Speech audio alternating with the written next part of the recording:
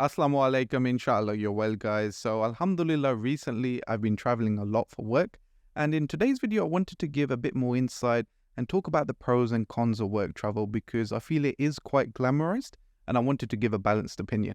In terms of background, I've done both short haul and long haul travel, which typically lasts for over a week, both internationally and within the UK. And the first thing I always tell people is that work travel is definitely not a holiday. The reason you're traveling is either because it's not possible to complete the work remotely or it's more efficient to be on site.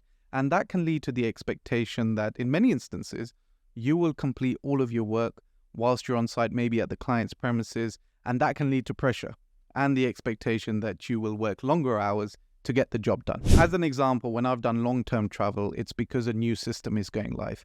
And that means working weekends because typically when you're going live with a new system, you will do all the data conversion and validation and go live testing on the weekend so the system is ready at the beginning of the new fiscal week. On top of working weekends, I'm working longer hours as well. I'm doing more than a typical 8-hour day because once the system is live, we have to perform a number of validations to make sure it's working effectively.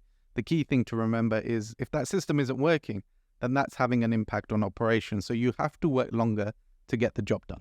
So you may be in a really nice location in the evenings and weekends. You may be thinking, I'll explore a bit further, but that may not happen. You may not get the opportunity because your main priority is work.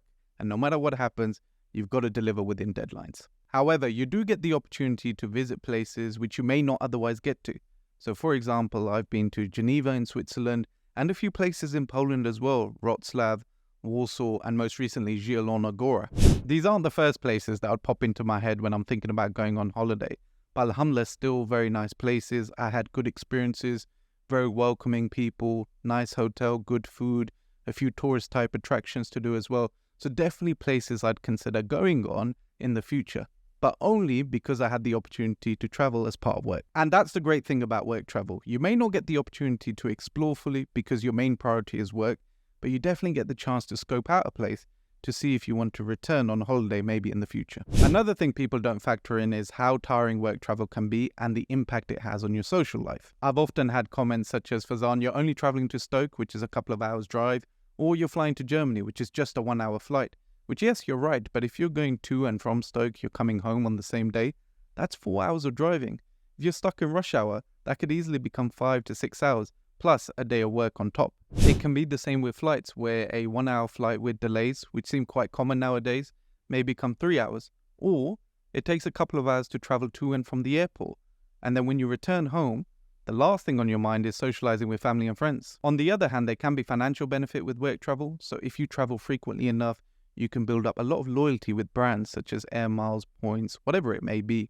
And you can use that to reduce the cost of travel when you travel for personal reasons. I remember several years ago now, I actually ended up saving thousands of pounds on a holiday to the US because I had built up so much loyalty with a number of brands. And I've done a video on this already where I talk about the financial benefits of work travel. Please do check it out, where I go through the different ways that you can build loyalty with these brands. Now, the biggest benefit of work travel, which I think is hugely undervalued, is perspective and insight. I always tell people you are limited to what you know.